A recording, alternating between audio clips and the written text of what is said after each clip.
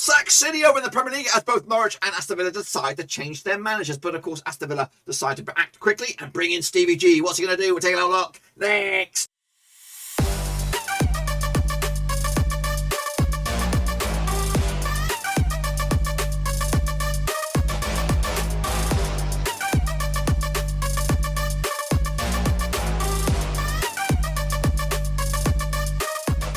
That's right, folks, back once again in a prediction video today. We look forward to match day number 12 over in the Premier League, and we'll get to that in just one second. If you know where you've been, smash your subscribe and keep your back up to date with all things Premier League related, Blackburn Rovers related, world football related. We're going to all hit boys under one roof. That's right, in a week. And a bit of chaotic week, in fact, as of course Chelsea can only muster a draw against them six-finger freaks, bloody Burnley, but Stevie G comes in and of course takes over the reins from Dean Smith. Can he bring a winning mentality to Aston Villa? We'll take a look at all of it in a minute. Big shout out to my VIPs.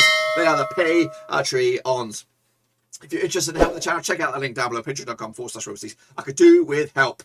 Let's get into it then, shall we? Of course, take a look back. And of course, the last round of matches, which was pre-international break. Of course, I'll tell you what all went on. Of course, Brighton, they've also got up against Newcastle, who got their own new manager, Eddie Howe. Signed, sealed, delivered. He's yours. But of course, he came in after this game, and of course, we'll look forward to his first match coming at you. One more draw in the end at Brighton. They yet to get their first win of the season. Crystal Palace picked up a 2-win over Wolves. Big win for them. They were up to 10th of the table, as of course just 2 defeats. They were the draw. They are the draw specialists, but 2 defeats have them up to 10th in the table.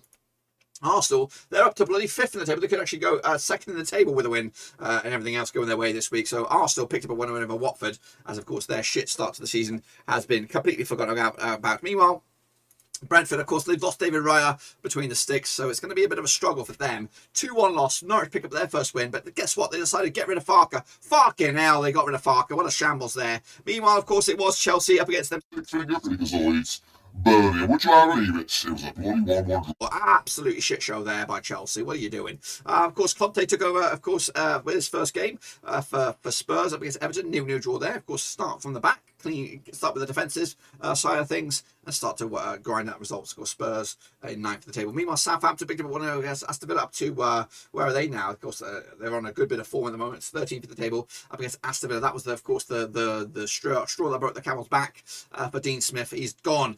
Leeds are in a bit of trouble as well. They're down in, of course, 15th, but of course picked up a draw against Leicester City. The Manchester Derby, of course, ended up 2-0 win for City, but it could have been more. But Ollie, at the moment, as of recording, I am recording this on November the 11th, 2-0 win for City, but Ollie still remains. And of course, West Ham, surprise, picked up a massive win, 3-2 win over Liverpool to leapfrog them and go 3rd in the table. Of course, David Moyes' boys looking very, very good right now, and of course, credit where credit's due, they're up there, and again with a shot of going top of the table. But of course, this is the table right here, right now. As you can see, Chelsea lead the charge, Manchester City are in 2nd, West Ham are 3rd, and of course Liverpool are 4th, with Arsenal looking very, very good at the moment. Of course, form-wise, who is the most informed team? I think it is West Ham, 4 wins and the bounce.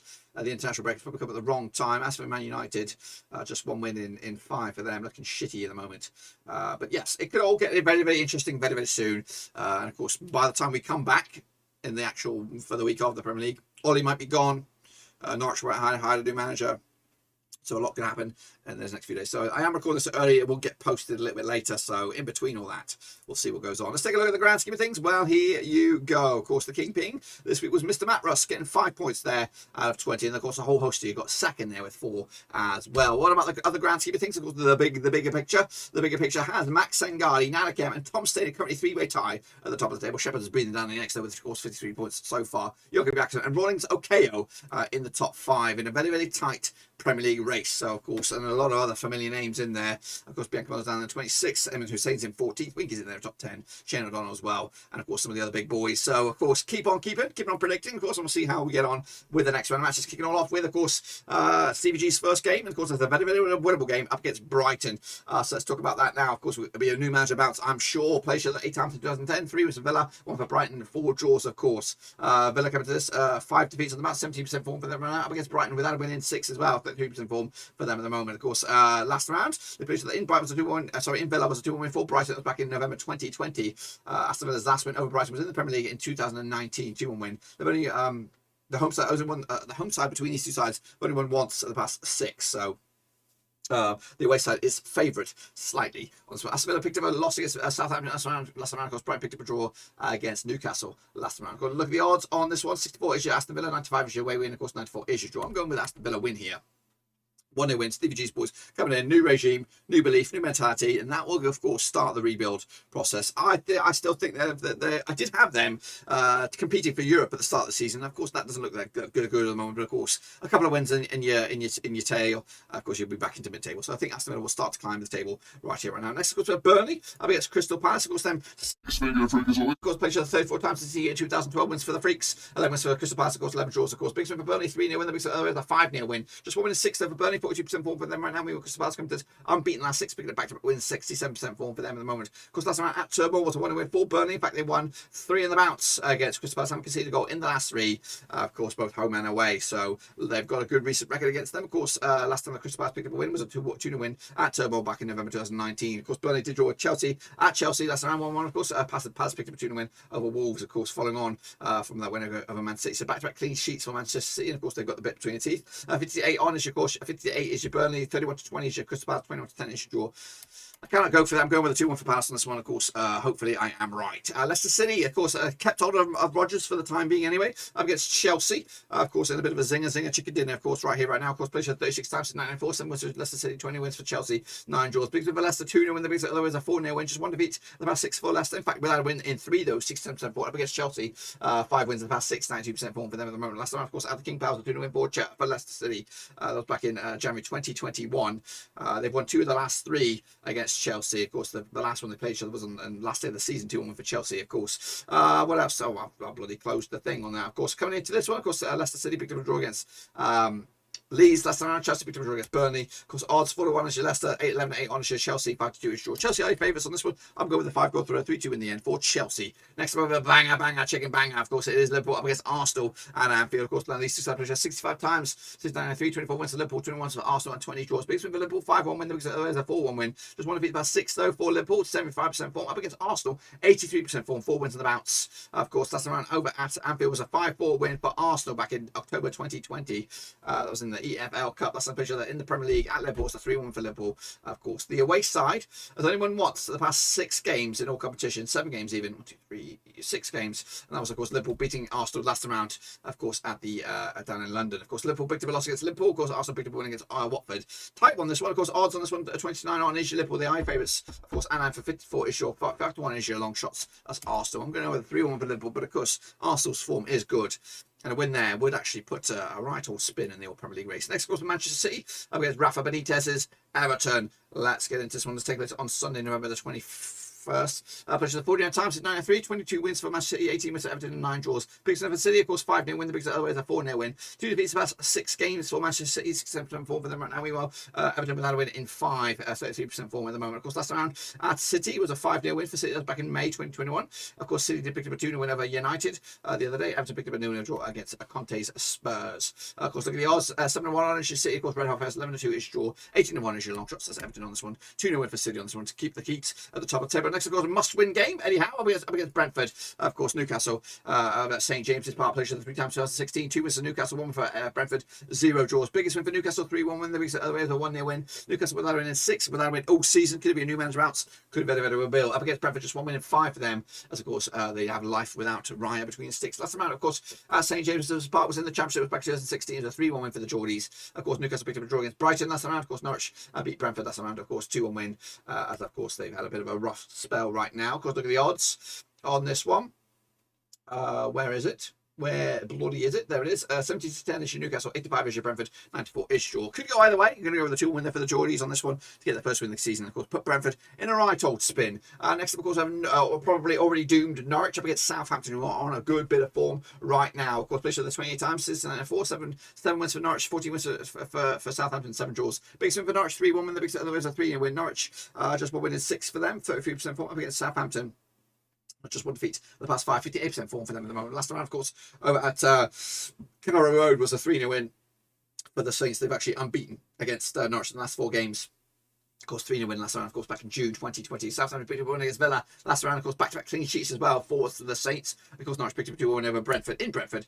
Last round, 13-5 is your host, of course, 2019 on is, of course, your Southampton 5-2 is your draw. A 2-1 win, though, for the Saints on this one. But, of course, this is actually a very interesting game because they could have a new manager by the time this goes out. It could be a Lampard. It could be, I don't even know. Don't even really. Let's have a quick look at the odds on this one. Next Norwich manager. Because this is a winnable game for whoever comes in. Bloody hell, what have I done there? Let's see. 2 days ago, next Norwich manager. Frank Lampard is the favourite. So his last job was, of course, against for Chelsea. So, and he's already, who else is in there? Kjell Knutsen, not even sure who the heck that is. I'm going to quickly Google him. Dean Smith already expected. Roy Hodgson 18-1. Lewis Boa-Morte, that's a bit of a strange one. Mark Robbins, Russell Martin, Steve Bruce. There's some right dog shit names in there, and no disrespect. This Kjell Knutsen, who manages Bodo Glimt. It could be a little surprise package to coming in, of course, but some dog shit names in there. Really, I'd like to see Roy come back. I really would, but that's just me. But anyway, it'd be interesting to see what happens. Of course, this is a very winnable game. If they make the appointment quick and get a decent one in, they could actually win this game. But anyway, of course, kicking off will be Spurs. They're going to be taking on, of course, Leeds United. That's, of course, on Sunday, November the 21st. Now, these two sides, of course, played each other 27 times since 93. 9 wins for Spurs, 11 wins for Leeds, 7 draws, of course. Biggest win for Spurs, 3-0 win. The biggest win, there is a 3-1 win. Just want to beat past 4 for Tottenham at the moment. Meanwhile, just 1 win in 5 for Leeds. 50% form for them right now. Meanwhile, last round, that's my bum. That's my bum.